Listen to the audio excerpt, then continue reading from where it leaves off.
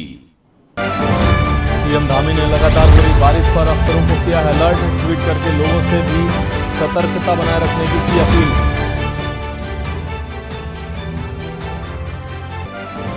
कांग्रेस पौड़ी में निकालेगी स्वाभिमान न्याय यात्रा। 17 जुलाई से निकलेगी स्वाभिमान न्याय यात्रा। अंकिता भंडारी हत्याकांड का उठाया जाएगा मुद्दा। डेंगू को लेकर डीएम ने जारी की एडवाइजरी। स्कूल में बच्चों को फुल पैंट पूरी आस्तीन की शर्ट पहनकर आना अनिवार्य।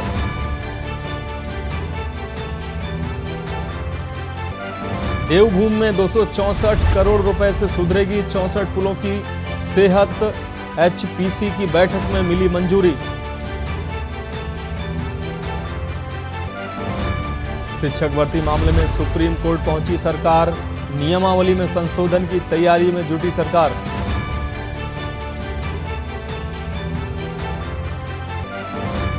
और ऋषिकेश के पास हुआ बड़ा हादसा। 11 लोगों को लेकर जा रही मैक्स गंगा में समाई। 300 निकले, 3 अब तक लापता। आप देख रहे हैं के न्यूज, खबरों का सारथी। नमस्कार, मैं हूं आपके साथ मनोज मानस। आप देख रहे हैं उत्तराखंड की खबरें। खबरों में बढ़ेंगी। खबर हरिद्वार से है। कल रात से लगातार हो रही मूसलाधार बारिश। लगातार बारिश के चलते सड़कें तालाब बन गई हैं। भारी बारिश से जनजीवन अस्त व्यस्त नजर आ रहा है। लगातार बारिश के चलते सड़कें तालाब बन चुकी हैं। इस दौरान भारी बारिश से जनजीवन अस्त व्यस्त नजर आ रहा है। नालों की सफाई न होने से लोगों के घरों में घुसा है पानी। हरिद्वार से अहम खबर आपको दिखा रहे हैं। कल रात से लगातार मूसलाधार बारिश हो रही है। इसकी वजह से सड़कें तालाब बन चुकी हैं। भारी बारिश से जनजीवन अस्त व्यस्त नजर आ रहा है। सड़कों पर भरा पानी तालाब की तरह नजर आ रहा है। नालों की सफाई न होने से लोगों के घरों में घुसा है पानी। हरिद्वार से अहम खबर आपको दिखा रहे हैं। कल रात से लगातार हो रही मूसलाधार बारिश का असर साफ तौर से दिखाई दे रहा है। सड़कें तालाब बन गई हैं। लोगों को तमाम तरीके की दिक्कतें सामने आ रही हैं। पूरा जनजीवन अस्त व्यस्त नजर आ रहा है।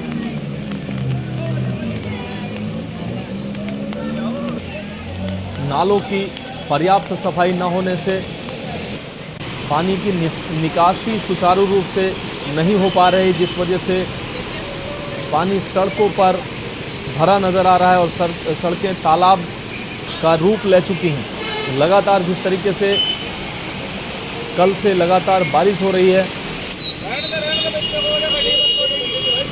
और नालों में पानी की निकासी न होने से सड़कें लबालब भर गई हैं।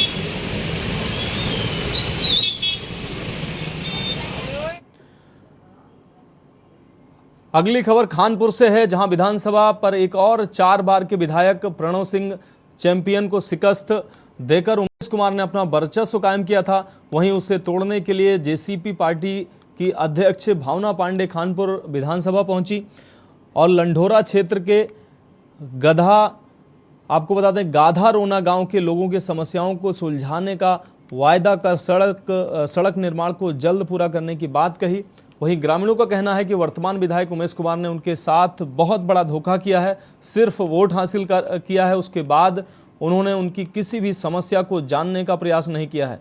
ग्रामीणों ने आरोप लगाया है कि अब तक कई जनप्रतिनिधि यहां आए हैं, लेकिन किसी ने भी समस्या का समाधान नहीं किया है। स्थानीय विधायक उमेश कुमार पर भी ग्रामीणों ने आरोप लगाया है।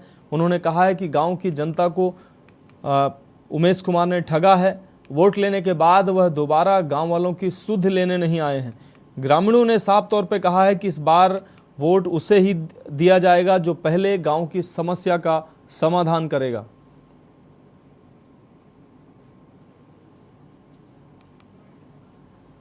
उन्होंने बताया कि पिछली बार जब मैं आई थी यहाँ तालाब के लिए और परमिशन के लिए, जो एसडीएम साहब नहीं दे रहे थे, तो काफ़ी हल्ला गुल्ला मीडिया आप लोग के माध्यम से हुआ। तो फिर एसडीएम साहब से भी मेरी बात हुई, उन्हें परमिशन दी है और विधायक जी ने अपने खाते से और ब्लॉक प्रमुख ने खाते से 23 लाख का बजट बना रखा है।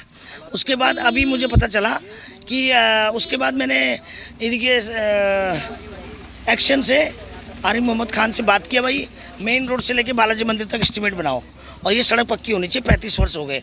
तो उन्होंने इस सड़क के लिए जेई भेजा था लक्सर से और इसका एस्टीमेट बना रहे हैं या बन चुका होगा। तो अभी इसी बीच यहाँ का जो विधायक है वो आके 100 मीटर मिट्टी भर रहा है और उसके अपना पत्थर लगा रहा है। तो ये क्या नकली काम करता है भाई, ये फेसबुक चमकाने के लिए। बस करो, अब बस करो, ये बहुत हो चुका है। मिलाप नगर चला जाए, वहाँ का पानी सफाई कर ले, यहाँ का गादरौना मैं देख लूँगी। और अभी वो भी विधायक जी के घर से इधर को 100 मीटर का पैच बना रहा है, बताइए। 20 साल से बनती आ रही, पिछले 20 साल से अब बनी रही है और बढ़ती है यहाँ तक अब तक ये। और इसमें ना तो कोई नाला, पानी की कोई सिंचाई नहीं, इसके बराबर सब सारा पानी इसी में भरेगा। बराबर में मकान बना दिए, पट्टे काट दिए लोगों के, सबने मकान बना रखे, अपना सड़ गया है बीच में। इसमें पानी प्रधान यहाँ रह के चले गए, बहुत रह गए प्रधान, पहले भी MP यहाँ बहुत रह के चले गए, MLA बहुत रह के चले गए यहाँ। लेकिन सब यही कहते हैं कि हम इसे भी को उखाड़ देंगे, इसको बना देंगे सब बढ़िया करके। आज तक इस पर कोई भी MP MLA 10 साल निशंक जी रह गए यहाँ। अगर कोई पत्थर निशंक जी का हमारे गाँव में हो तो भाई हम इसके जिम्मेवार हैं, गुनाहगार हैं। अगर हमारे गाँव में, हमारा टोटल गाँव जो हो BJP को वोट देता, लेकिन पहले से ही। बात अगली खबर की। उत्तराखंड वन की प्रशिक्षण एकेडमी में वन विभाग के पश्चिमी वृत्त के 5 डिवीजन के अंतर्गत आने वाले वन्य कर्मियों को 1 दिवसीय सांप मगरमच्छ रेस्क्यू प्रशिक्षण दिया गया।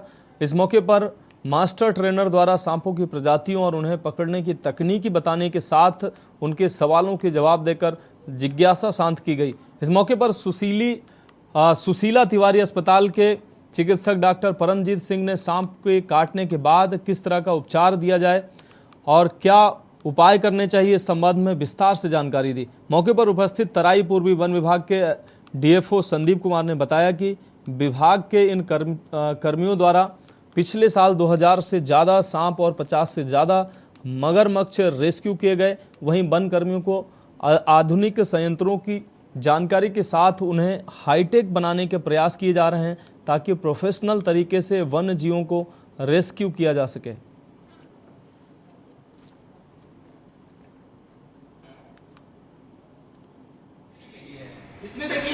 किसी मरीज को सांप काटता है तो तुरंत भयभीत ना हो, ना ही कुछ ऐसा करें कि उसको बहुत टाइट बांधे, क्योंकि अब पहले क्या करते थे लोग, उसको एक चीरा लगाते थे, उस पर ब्लेड से काट देते थे। ऐसा करना उचित नहीं है और आजकल मना किया जाता है चीरा लगाना, क्योंकि सांप का जो वेनम है वो और फैल सकता है चीरा लगाने से। और दूसरा, बहुत टाइट ना बांधे। बहुत ज़्यादा टाइट बांधने से ऐसा हो सकता है कि आपकी जो ब्लड सप्लाई है वो रुक जाए और जो है आपका हाथ या जो आपके जिस अंग में भी काटा है तो काला पड़ने लग जाए ब्लड सप्लाई कम होने की वजह से। तो उसको बेसिकली अगर किसी को सांप ने काटा है और हॉस्पिटल दूर है या प्राथमिक जो चिकित्सालय है वो दूर है तो उसको स्प्लिंटेज किया जा सकता है। कोई लकड़ी है, जैसे कि फ्रैक्चर हो जाता है तो हम उसको जो है थोड़ा स्प्लिंटेज देते हैं। तो बस वही है कि उसको मूवमेंट नहीं होना चाहिए उस पर, और पेशेंट को चल के जितना कम मूवमेंट हो पेशेंट का और जिस जगह पे काटा है, जिस अंग पे काटा है, उसका मूवमेंट ज़्यादा ना हो। जैसे हमारे पास जो है चुनौतियाँ ऐसी हैं कि हमारे रेस्क्यूअर्स जो हैं वो हमसे जुड़ नहीं रहे हैं। तो हम यही प्रयास कर रहे हैं कि हम उनको किसी माध्यम से अपने साथ में जोड़ें और उनको रेस्क्यू करने के टिप्स और ट्रिक्स बताएं और सांपों को न मारें, और इसके लिए सेंसिटाइज करने के लिए हम लोग प्रयास कर रहे हैं। और हमारा जो प्रयास है अभी की एक ऐप लॉन्च करें, उसमें हम उनकी सारी डिटेल भरवाएं और उनको छोड़ने और पकड़ने से संबंधित उनका डेटा हमारे पास आए। तो इसके लिए हम सेंसिटाइज कर रहे हैं ग्रामीणों को भी और हमारे जो रेस्क्यूअर्स हैं उनको भी। ये ऐप का नाम कुछ बता सकते हैं? ऐप अभी स्नेक रेस्क्यू से रिलेटेड एक ऐप है, अभी लॉन्च करने वाले हैं हम। कितने महीने में आ जाएगी लगभग? जी लगभग टाइम तो नहीं, अब जैसे ही हम प्रयास कर रहे हैं कि इसके बाद, इस वर्कशॉप के बाद हम जल्दी से जल्दी इसको लॉन्च करने का प्रयास करें। ये जो वेस्टर्न सर्किल है, जो तराई एरिया है, यहाँ पे मानसून से पहले जो आज की जो हमारी कार्यशाला है जो स्नेक रेस्क्यू पे और मगरमच्छ जो पाए जाते हैं यहाँ पे उनके रेस्क्यू से संबंधित है। और इसमें अभी क्योंकि मानसून में स्नेक जो है उसके जो बाइटिंग के केसेस वो ज़्यादा दिखते हैं और मगरमच्छ भी अपने क्षेत्र से जो है बाहर आबादी वाले क्षेत्र में आ जाते हैं। तो उसको कैसे रेस्क्यू किया जाए और कैसे प्रोफेशनली उसको रेस्क्यू किया जाए, जहाँ पे हमारा जो रेस्क्यूअर है अपनी जान भी बचा पाए, सांप की जान भी बचाए और जो लोग जिनको खतरा है उनकी जान भी बचाए, तो उसको कैसे हम जो है प्रोफेशनली रेस्क्यू करें, उस संबंध में एक हमने वर्कशॉप आज जो है रखी हुई है। रुक करेंगे अगली खबर का। नैनीताल नगर पालिका सभागार में हिमालयी क्षेत्रों में हो रहे भू धसाव को लेकर प्रदेश भर से आए पर्यावरणविदों के साथ जागरूक नागरिकों ने संगोष्ठी कर चर्चा की। गोष्ठी में जुटे पर्यावरणविदों ने जलवायु परिवर्तन और पहाड़ी क्षेत्रों में होने वाले भू धसाव की घटनाओं पर अपने अपने विचार रखे। आपदा संदर्भ समिति के अध्यक्ष ने बताया कि गोष्ठी में वक्ताओं द्वारा सुझाए गए उपाय एवं राज्य सरकार को भेजे जाएंगे। सरकार पर दबाव बनाया जाएगा कि पहाड़ों के विकास के लिए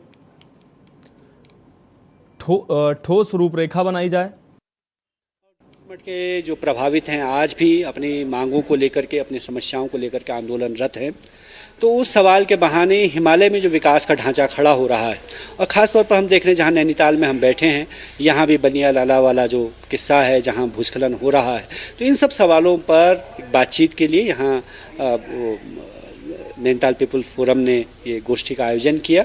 और इस बातचीत के ज़रिए हम चाहते हैं कि हिमालय में जिस तरह का विकास हो रहा है, जिससे वहाँ के लोग प्रभावित हो रहे हैं, वहाँ का पर्यावरण, वहाँ की पारिस्थितिकी प्रभावित हो रही है, इस पर बात हो, सरकारों पर दबाव बने नीतियाँ बदलने के लिए, क्योंकि जो लोग लालच पर आधारित पूरा जो नीति बन रही है ये हिमालय के लिए घातक है।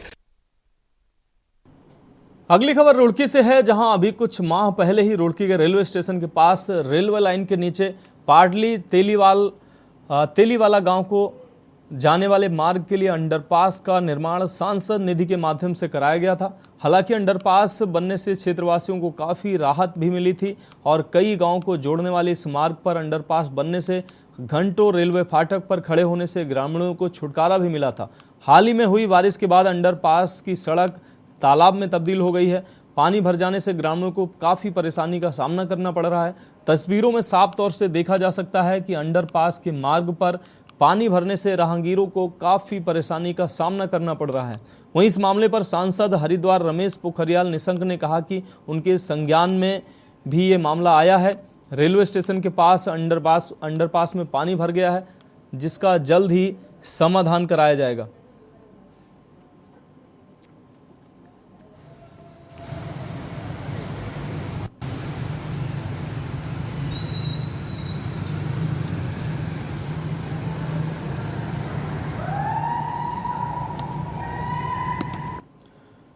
ब्रेक के बाद आपका स्वागत है। बढ़ेंगे अगली खबर की ओर। उत्तराखंड कांग्रेस ने 17 से 22 जुलाई तक पौड़ी लोकसभा क्षेत्र में स्वाभिमान न्याय यात्रा निकालने का निर्णय लिया है। इसमें प्रमुख रूप से अंकिता भंडारी हत्याकांड का मामला उठाया जाएगा। वहीं यात्रा की तैयारी के लिए कांग्रेस प्रदेश अध्यक्ष करण माहरा ने पौड़ी लोकसभा क्षेत्र के सभी जिला, ब्लॉक, नगर अध्यक्षों की बैठक ली है। बैठक में करण माहरा ने कहा कि स्वाभिमान न्याय यात्रा के माध्यम से भाजपा सरकार की नाकामियों को उजागर किया जाएगा।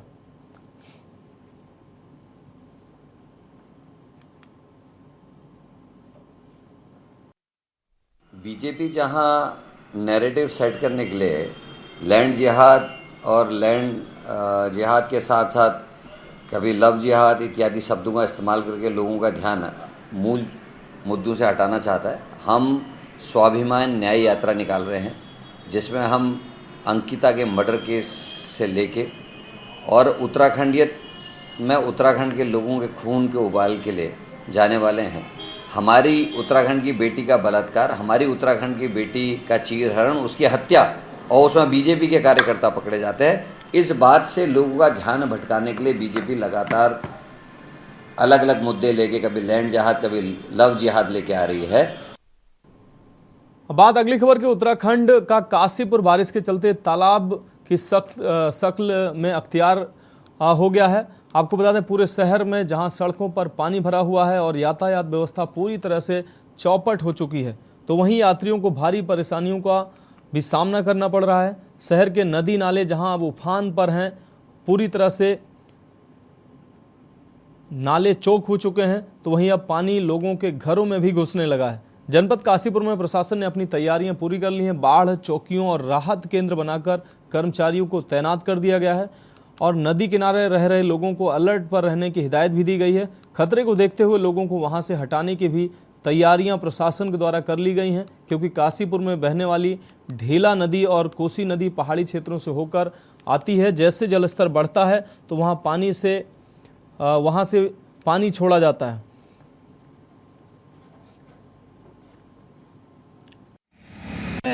देर रात से लगातार बारिश चल रही है और जगह जगह हमारी टीमें लगी हुई हैं। बरसात होने से पहले भी नालों की सफाई कराई गई थी, लेकिन रात में जो भारी वर्षा हुई है इससे कुछ नाले चौक हो गए हैं, क्योंकि उसमें कुछ मलबा, कुछ कचरा बह के आया है।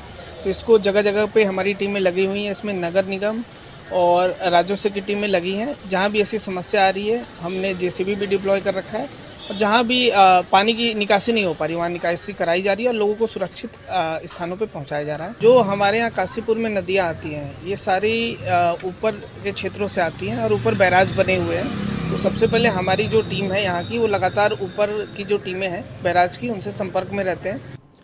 बढ़ेंगे अगली खबर की ओर। कुमाऊं विश्वविद्यालय के डीएसबी कैंपस में वार्षिकोत्सव में गूंज दिखाई दी। शिरकत करने पहुंचे नेता प्रतिपक्ष यशपाल आर्य ने कहा कि देश का युवा हमारा वर्तमान और भविष्य है। इतिहास गवाह है कि युवाओं ने क्रांतिकारी परिवर्तन करने के साथ ही देश को नई ऊंचाइयों पर पहुंचाया है। युवा ही समाज और देश की दिशा तय करता है। उन्होंने कहा कि उत्तराखंड के युवाओं में प्रतिभाओं की कमी नहीं है, जरूरत है कठिन परिश्रम और सही दिशा में आगे बढ़ने की। कार्यक्रम के दौरान कॉलेज के छात्र छात्राओं ने कई रंगारंग कार्यक्रम प्रस्तुत किए, जिसका डीएसबी कैंपस के छात्रों ने जमकर लुत्फ उठाया।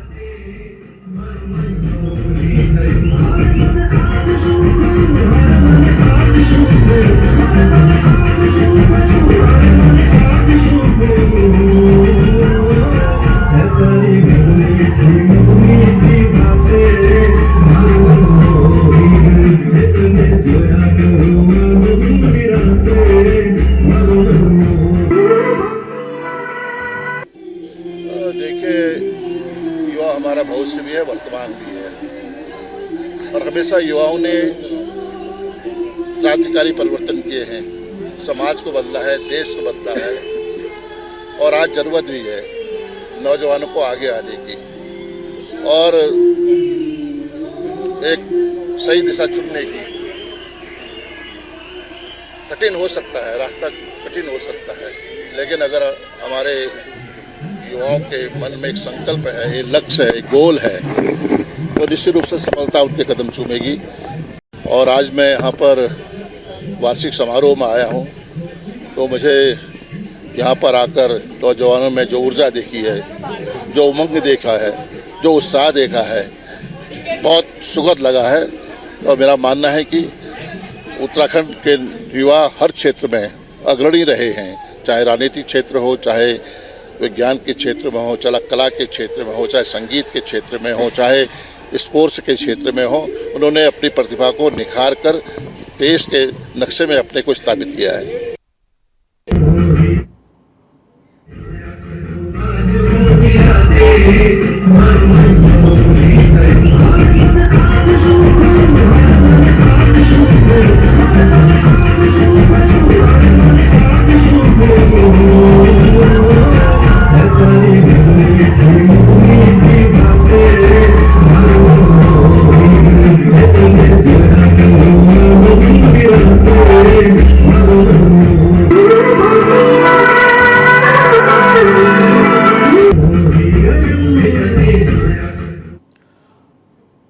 देख रहे हैं के न्यूज, खबरों का सारथी।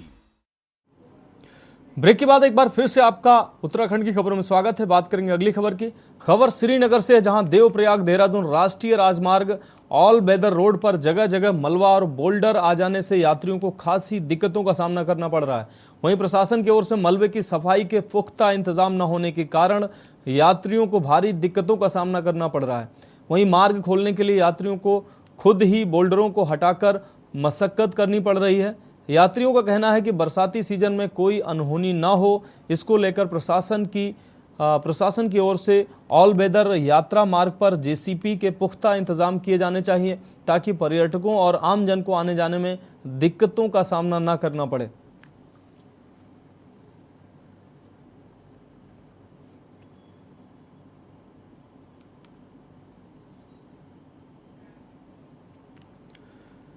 बढ़ेंगे अगली खबर की ओर। नैनीताल पहुंचे नेता प्रतिपक्ष यशपाल आर्य ने राज्य सरकार पर निशाना साधते हुए भाजपा सरकार ने प्रदेश को खनन माफियाओं के सुपुर्द कर दिया है, ये बयान दिया। सरकार का इन पर कोई नियंत्रण नहीं है। उन्होंने कहा कि खनन माफियाओं को राजनीतिक संरक्षण मिला हुआ है, जिसके चलते खनन माफिया बेखौफ नजर आ रहे हैं। उन्होंने कहा कि सरकार इन्वेस्टर मीट के नाम पर करोड़ों रुपए खर्च कर दिए, लेकिन नतीजे शून्य रहे। सरकार 2.5 लाख लोगों को रोजगार देने की बात कह रही है, तो सरकार श्वेत पत्र जारी कर लोगों को बताए अब तक कितने लोगों को नौकरी दी गई है और अब तक कितने उद्योग प्रदेश में लगे हैं।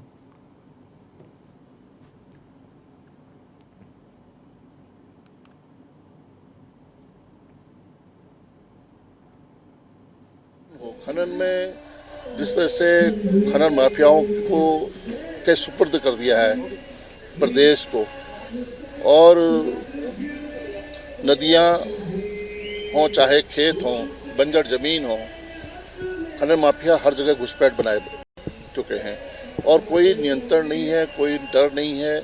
अपराधी बेखौफ हैं, खनन माफिया बेखौफ हैं और उनको कहीं न कहीं राजनीतिक संरक्षण है जिसकी वजह से वो बेखौफ हैं। क्या नतीजा है? 2.5 लाख लोगों को 2 लाख लोगों को रोजगार देने की बात कही थी, कितने उद्योग लगे?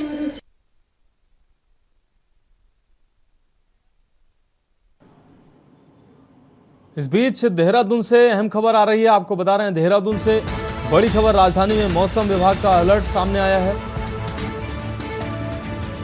बारिश के चलते कल बंद रहेंगे सभी स्कूल। देहरादून से अहम खबर आपको दिखा रहे हैं। डीएम ने स्कूलों को जारी किए हैं निर्देश, सभी स्कूल कल बंद रहेंगे।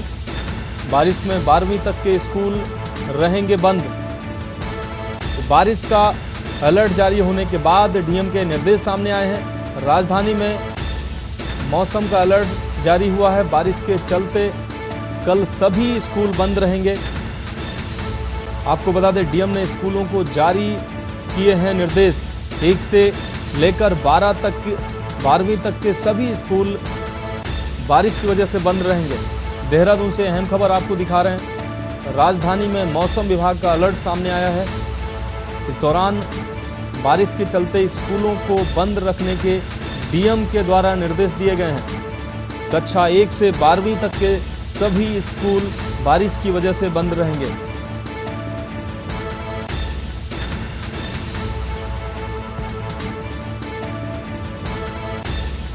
तो देहरादून से खबर आपको दिखा रहे हैं। राजधानी में मौसम का अलर्ट सामने आया है। बारिश के चलते कल बंद रहेंगे सभी स्कूल। 1 से 12वीं तक के सभी स्कूल बंद रहेंगे। डीएम ने स्कूलों को जारी किए हैं निर्देश। बारिश की वजह से कल ये स्कूल बंद रहेंगे। जिस तरीके से मौसम विभाग ने अलर्ट जारी किया है उसको देखते हुए डीएम ने निर्देश जारी किए हैं। कक्षा 1 से 12वीं तक के सभी स्कूल बंद रहेंगे।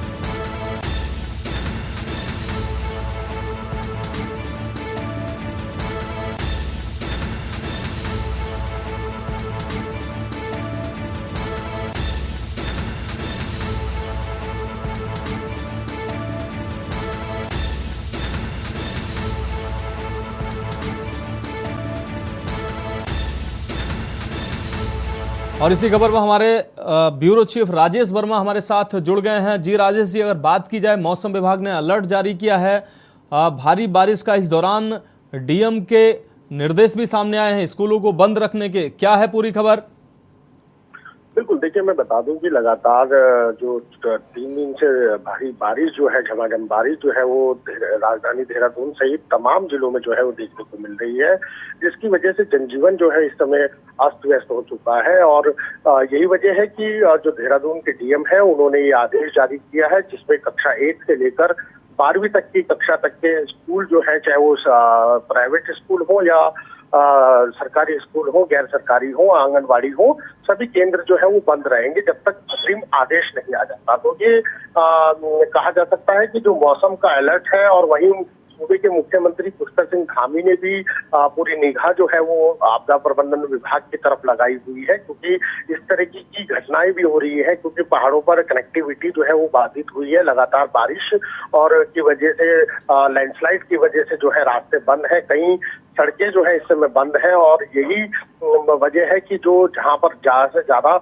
बारिश की आशंका जो है वो मौसम विभाग ने जताई है। इसीलिए राजधानी देहरादून के कई स्कूल जो है वो, जो जैसे मैंने बताया कि कक्षा 1 से लेकर 12वीं तक के स्कूल जो है उनको फिलहाल बंद रखने का फैसला जो है वो सरकार ने यहाँ पर लिया है, ताकि किसी भी तरीके की अनहोनी यहाँ पर ना हो। इसके साथ साथ देखिए बारिश का कहर लगातार जारी है और अभी भी अगले 24 घंटे में भारी से अधिक भारी बारिश की आशंका जो है राजधानी देहरादून सहित तमाम जिलों में देखने को मिल सकती है। राजेश, इस अहम जानकारी के लिए आपका बहुत शुक्रिया। तो आपको बता दें, देहरादून से अहम खबर आपको दिखा रहे हैं। मौसम विभाग ने भारी बारिश का अलर्ट जारी किया। इस दौरान डीएम ने 1 से 12वीं तक के सभी स्कूलों को बंद रखने के निर्देश जारी किए हैं।